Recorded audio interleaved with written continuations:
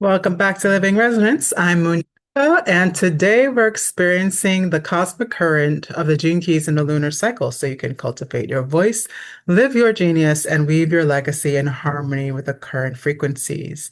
So, we're currently in the lunar phase of the new moon in Aquarius. This is a solar eclipse, which happens every year around this time in the sign.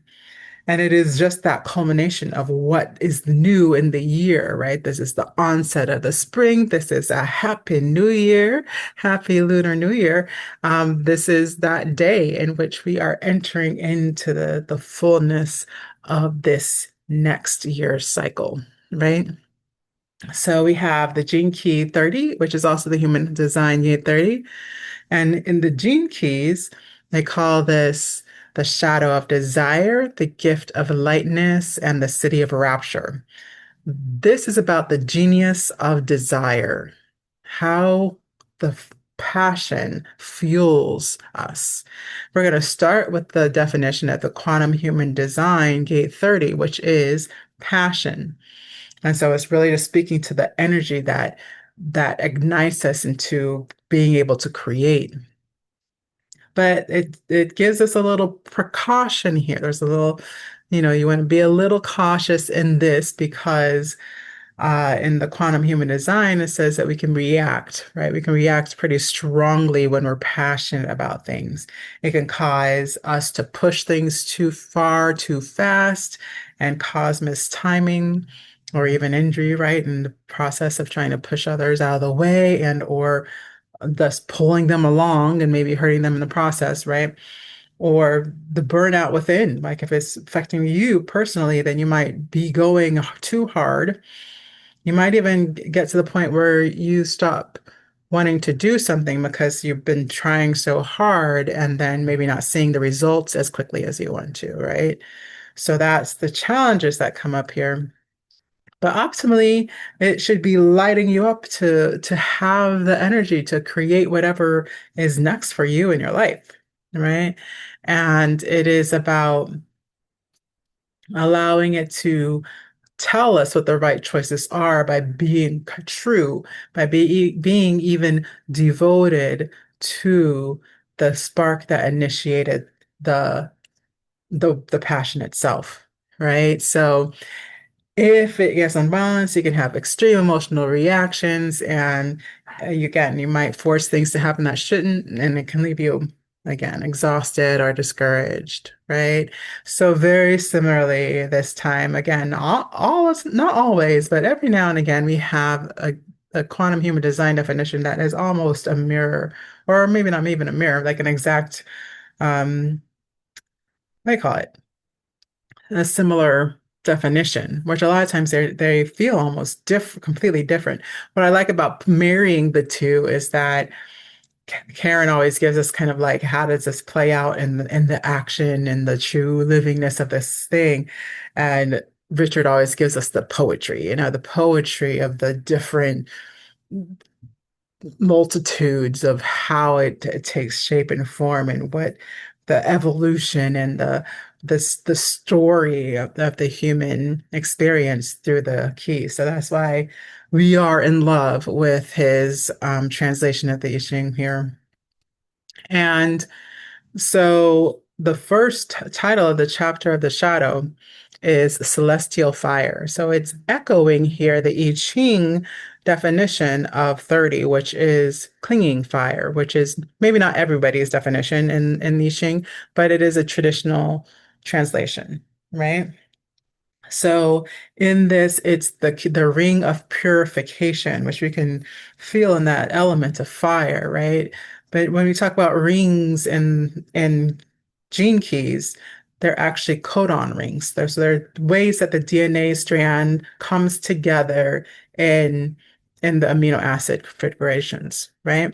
So what we're looking at here in the shadow of desire is named the nature's greatest con. I kind of love this, but he gets into this whole thing again evolutionarily that it's really about how nature gets us to do what is needed for the continuation of the planet, the species, And so we get these urges. We don't know where they come from, but they light us up. That's kind of a mirror again, or the echo of what we were talking about in quantum human design, where it comes from an inspiration. It lights you up, right? We can even think of it as coming from outside of us, but it's not really. It's coming from the greater knowing of the spirit. So the unified understanding of us all, right? So, in this nature, you got a little quote here where desire is simply genetic hunger. So, a lot of times, obviously, and you already started talking about passion in the beginning, passion, desire, there immediately we jump to sexual desire, sexual passion. But it's in this basic root here. Richard Rudd is talking about how this is just genetic hunger. It's just the culmination of all of us and how what we want to be evolved into next as humanity, which makes sense, right? Because we're talking about Aquarius and we're talking about the new age and we're talking about how does that shift out? So, like, again, every time we move through Aquarian energy, how is it shifting us to the next thing? And it's always this kind of innovative, transformative, what do you call it? No, transcending even energy. And of course, because it's fire, right? So the hunger is collective. It's not just the individual. And so a lot of people talk about desire as purely on the individual level. And we're going to talk about that in a second too, because there's a little bit of understanding I conflate here with my understanding of desire and how it functions in our human experience and the gene keys. So it's not a pure translation of the gene keys. Like if you want that, there's plenty of that happening with Gene Keys and Richard Rudd on their websites and their YouTube channel, right? This is more about how are we allowing it to incorporate into our lives as voices of innovation, as leaders, and what we want to make an impact in, right? So it may not always that urge, that passion, that desire may not always be or to the service of your what you want to create. So, a quote here, the fact it is not desire. Sorry, I put a word there that I don't need. A quote, it is not desire itself, but your reaction to it that creates your suffering. This is we're missing actually part of the quote. So basically, it's that Eastern Buddhist philosophy has been told that we are told that desire is suffering, right? To desire is to suffer, and I think a lot of us have heard a better understanding of that, but that is our reflection of that understanding a lot of times in the Western world. And he is fixing that for y'all a little bit. Quote, it is not desire itself, but your reaction to it that creates your suffering. So it's not the desire that's the bad thing. The shadow is never the bad thing. It is what we are making it mean, right? And of course, the quote is in every human being, the force of desire is translated differently and projected out upon the world in a unique way. Thus, some people experience it through their sexuality, others, their yearning to be rich or famous, in love, or spiritually enlightened. The point is that the desire itself is pure, it isn't for anything. And then we're talking about on the individual level. Now, that quote and how that quote finishes, that's kind of like, I want to disrupt that a little bit in this conversation today, because we are now starting to understand desire on a new level in ways that we didn't before, because all desire was considered sin, right? A lot of the Western world and even the Eastern, as we see as a misinterpretation of what was wrong in the desiring, has caused a lot of kind of pushback, and therefore there's a lot of repression, there's a lot of reaction, which we're going to talk about in a second. I think I'll leave the rest of that for a little bit later. I have a reference for you to kind of get more about There's one lady that I think that really has a full grasp, and I really do believe that part of her purpose is to help us to understand desire and what it has to offer us. So let's talk about what we are conditioned to do that helps or makes us see desire as bad. And that's why it is in the shadows, because as a collective, we've made it mean that it's more likely bad than not, right? That it leads us into these places that are forbidden. And Richard Rudd does talk about that.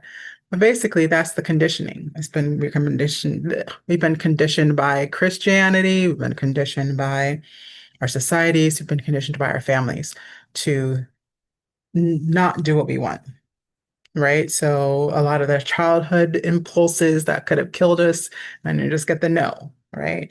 Well, no. So you start to learn eventually that your desire is bad. It tells you to do things that are bad that I'm not supposed to do because mommy said no, right? And it's totally natural, but when we are evolving as humanity, we start to understanding on a deeper level what it's, again, that the desire itself is pure.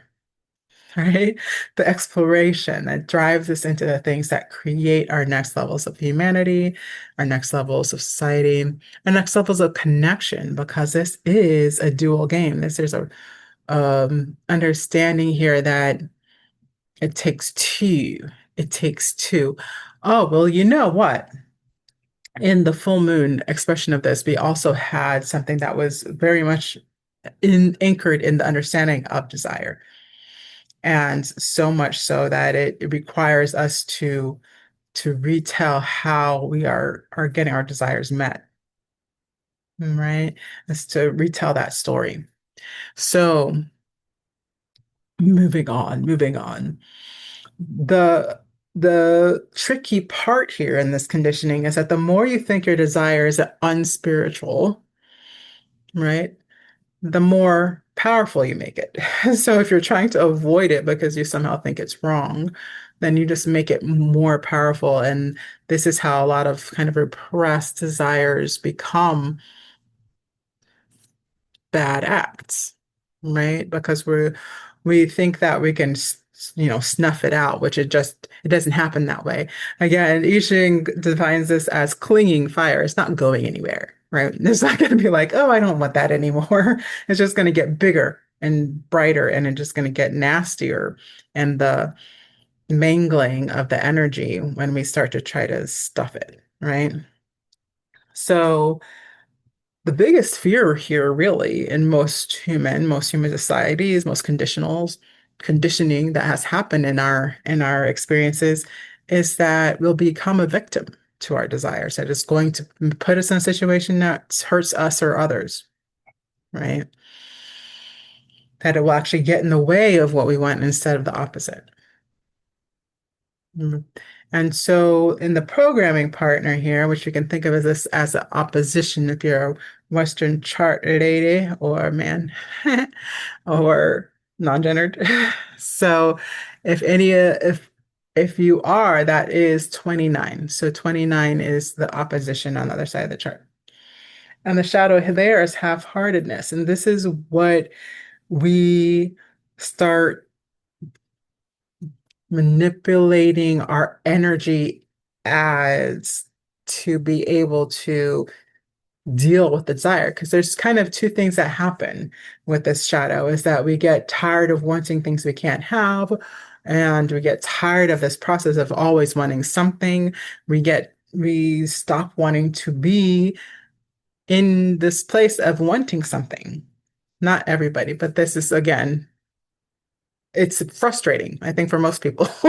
But as soon as you get the thing you want something else. And so this is the feeling of being hungry and never getting that hunger met. We actually have a key that has a shadow of hunger because it's a very similar thing where it just wants to keep having experiences so that it feels like it can feed the hunger. But what happens is that once you're full, you will eventually be hungry again. And as soon as you start to feel the premonition of that, then you're afraid of that feeling. And this is how we overeat, right?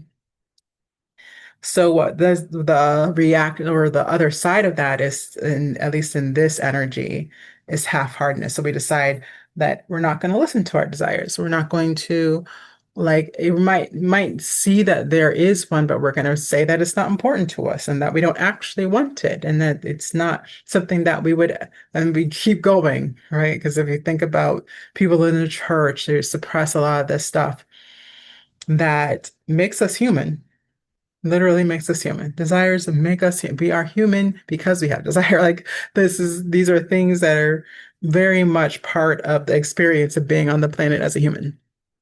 So what it does is it puts us in a place where we can no longer bring things to culmination because there's no spark, that life-giving, never-ending fire. We get detached from it and it causes problems. So on the repressive side, when you're trying to repress energy, Richard Rudd calls that over serious. And he talks about how when the desire is repressed, it creates stiffness in the whole being, mentally, physically, and emotionally. So again, you can think of a repressed individual in a church or anywhere. I mean, you know what I'm saying? Religion tends to be repressive. And, I think in the old time it served its own purpose. Um, yeah, if only for sexual diseases. But but the reality is that if we repress too hard, we start getting stiff, and then even our fluids in our body and our muscles, and it all gets stiff, and it actually becomes physical, right? It becomes the stiffness of mental inflexibility, not being able to understand other people, because to understand others, you must understand their desires. If we're not acknowledging them and including them as part of being a human and a worthy human, then we start to not be able to see people fully and get blinded to people and what they're showing us. Because most people are very obvious about what they want, but they might have been taught to lie about what they want, and we might be taught to not see it because you only see good in people, right? So it can cause that. It can cause emotional stiffness where we stop having feelings about certain things in order to avoid our desires or deny our desires or put away our desires, right? So it causes this whole stiffness that doesn't allow for us to experience life fully. On the reactive side, it looks like being flippant. So flippant is the word in the shadow of the reactive. And it's about indulging desires without care. So the opposite of reacting, of like, oh, I don't care that the religion said I can't do what I want. I don't care that society says I have to follow the law. I don't care, right? And they just indulge their desires regardless of how it affects others. And so in that way, it can cause disruption, right? But it can also be destructive to your own experience of life, because if you disregard the things that allow us to work in harmony as a society, then you end up in jail and or being retaliated against, especially if your desire is to encroach on somebody else's sovereignty in any way, in any way. So, but for the person that's in reactive state, the more you tell them no, or that they can't, or that they shouldn't want to even, they tend to be even more reactive and more self-indulgent. So that's not the way forward. It's not the way forward is to just ceaselessly indulge in your desires and or to repress them and pretend like you don't have them at all. Neither one works. They're both the effect of shadow. In the gift, though, we acknowledge a desire. Richard Rudd calls this the final desire. And again, interestingly enough, in the 33 that was in the full moon, this was the point. The point was to acknowledge that we wanted to know ourselves fully. That's the true desire. And here, the final desire is to recognize that desire is being human. There is no way to separate the two and to surrender ourselves inwardly to being human, to having desires, and that you don't have to fake yourself into it. You don't have to force yourself to do it because that doesn't work, right? Because that's usually some form of repression or reaction. This is about accepting it fully and making your decisions not based on desire, but allowing them to fuel the truth of how you want to move in the world. So this is the quote here. This desire to escape or to ascend or to be free is the final great desire within human beings. It is the urge of evolution itself, longing to transcend the form. So there he's bringing back to this understanding that desire is innate. It is part of the human experience, right? And he's touching on a little bit of what I want to mention here. There's an amazing lady called Artemisia Divine, who's created the Devinery Method. And she has an understanding of desire that in the level that I have never seen before. She has a working thesis, is already been submitted for intellectual property. I think it's a patent or whatever. I'm not sure what it's called, but it's been submitted officially as a divinery method, and the understanding of flipping the coin is her understanding of not choosing your desire or the society's desire, not choosing your desire or your partner's desire, but to allowing both to exist and to focus in the way that you have chosen together. And it's a way of allowing your desires to reveal your transcendence. And so that is part of what I wanted to share because I think even in a lot of what I try to read these I do read these every time. How like in depth I might skim a couple times. I've literally read the book. Well, I guess not literally because I mostly do the audiobook, but um, it's got to be at least 4 times. And in the repeating of each key, I've done a lot of them at if 7 to 10, if not more times. I've gone through this material. So, but each time I go through it, there's something new I see. And each time I go through it, I have an understanding in a way that I didn't have before because I've lived more life, which always informs our knowledge and our wisdom, right? And in this, I think there's still a flavor of the desire definition here that says that it's outside of what transforms, or that it's almost in spite of what transforms.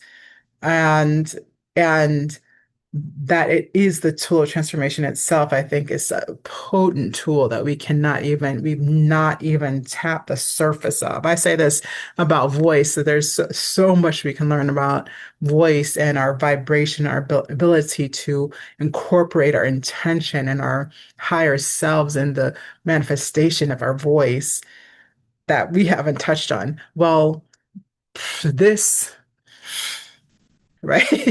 This taboo area of desire, we have no idea the power that's in this explosive fire that is the innate part of our humanity.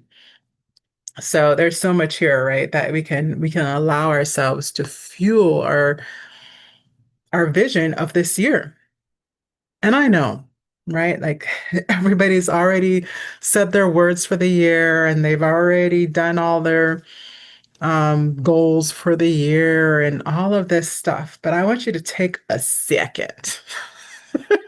I want you to take a second on this new moon in Aquarius to allow it to be new, allow the spark to teach you anew what you're devoted to this year, right?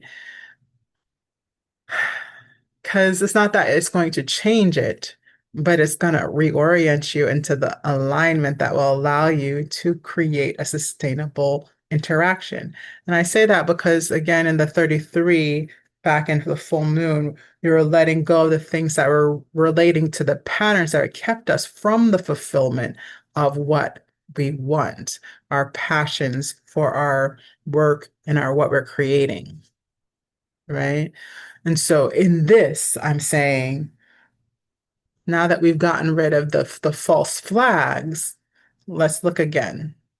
What is truly in alignment? What is the true right timing? You might not know the timing for the full year. This year is going to go sure fast. I think you want to just allow for the spaciousness of what comes. And and yeah, if you're already on a wheel and you want to, and you're rolling that wheel and that wheel's going, and all you can do is just keep pedaling, that's one thing. But if you're in creation mode and it's still something that you're in development of, leave space. Leave space. Leave space for your present desires as you move through this year. Leave space for the changes that are going to want to be incorporated in what you're creating this year. And leave space for your own nothingness, is what I like to call it. Space to do nothing. I call that freedom. Freedom to me is time to do nothing. Right? So I wish that for everybody. I wish that for everybody. I do have a question for you for your journal. Karen Curry Parker has given us our question for the day. And it is, what fuels my vision? And how am I tending to that fire over time? So how are you devoting yourself? How are you committing? Because that's the programming partner of the programming partner gift. So 29's gift is commitment. How are you committing to this desire? I'm actually, this is part of a whole thing I'm developing so that you can start to understand my work in the wholeness of it. And it's coming up soon. It's called Living Your Myth. And we're going to be talking about how are we looking at our goals, our passions to be culminated in creation, and what are we telling ourselves about them, about what we have to do about that, and what are we allowing to fuel our creation of it. Okay. And that's what we're talking about in this whole month. So we're looking at the stories that we told about why we couldn't do what we were passionate about. That was full moon. And we're like, oh, I relinquished that story. A lot of my clients are like, I'm relinquishing that story. That was an old story. I don't need that story anymore. I'm no longer a victim to that story. I'm going to be who I am. I'm going to make space for what I want to do, what I'm actually interested in, what I'm truly passionate about. And then the new moon comes in, and it's like, yeah. And I'm going to follow the spark. I'm going to follow the spark. The spark will tell you a ton of things. It doesn't always tell you the direct action, but it does tell you what you want. When you understand what you want and you're looking at that with awareness, that is the beauty. And is the transcendence in the rapture. So the city is rapture. SIDDHI, which is the Gene Keys higher level, right? So rapture. And that comes from the awareness of the awareness. This is also a reflection of the full moon in 33. Having a hard time with all this. Ugh, there's something not happening very nicely with this allergy that's happening in my throat. So, yeah, that's your question. What fuels my vision and how am I tending to that fire over time? Right? And in the Living Your Myth, that's what we're going to be doing. We're going to looking at those stories, understanding what we're not taking from those stories anymore, and then what is our hero's journey from those stories, and finding the true fuels, like finding that spark of passion and letting it inform us on how we're going to cultivate and create and enact our vision of the future. And so living your myth is really, it looks different. It looks different. I was deciding whether to keep the idea of myth because if you remember, we got this from the Gene Keys in December. And I was like, we're definitely going to do something around this. I'm like, should I keep the mythology part of it? And I'm like, yes, I think what we understand about myths are that they're based on some form of fact or experience in the human experience. And then there's a mystery around it. We can't know how much is fact and how much is fiction. We can assume, but we don't really know. We don't know, right? And there is a part of us that have to understand that about ourselves. We may understand our purpose, but there's a part of it we don't know yet. We don't know our evolution and how it's going to fully culminate. Now, if you could go into the Akashic records, they see things, but there's so many, I mean, abundance of opportunity. There's an abundance of ways that you can experience who you are. And that looks different on every timeline, if you want to call it that. It looks different in every universe, if you want to call it that, right?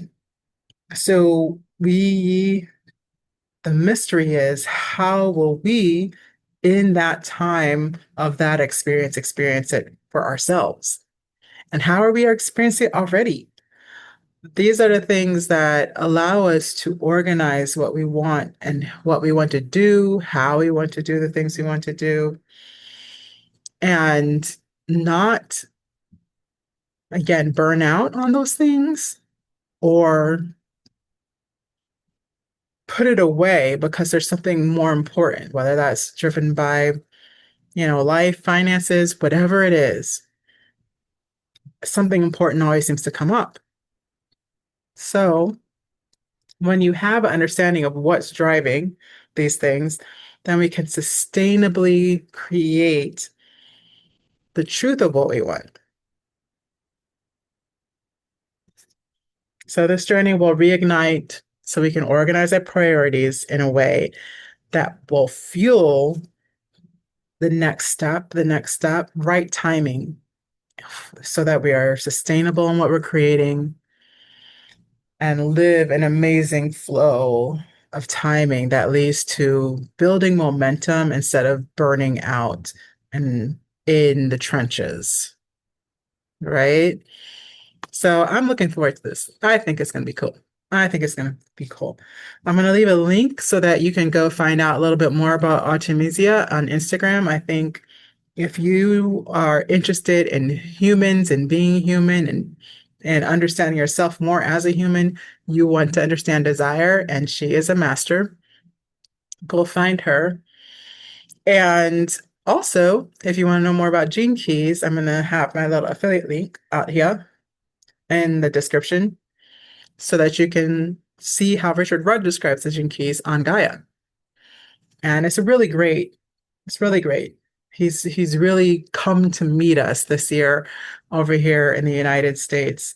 And so it's really a beautiful representation of his work. And then also get ready for living your myth. I will put the link when it's available. But for now, expect it early March. And I hope you come hang out with me so we can do our Living with Journey together. We'll have a Zoom room for those who want to participate when in the room. And then we'll also have a worksheet so that you can follow along for yourself, even if you're not in the room. And you just want to look at videos. That's cool too. My people are shy. I'm okay with that. And then when you come to work with me, we will get your light, your beautiful light out into the world.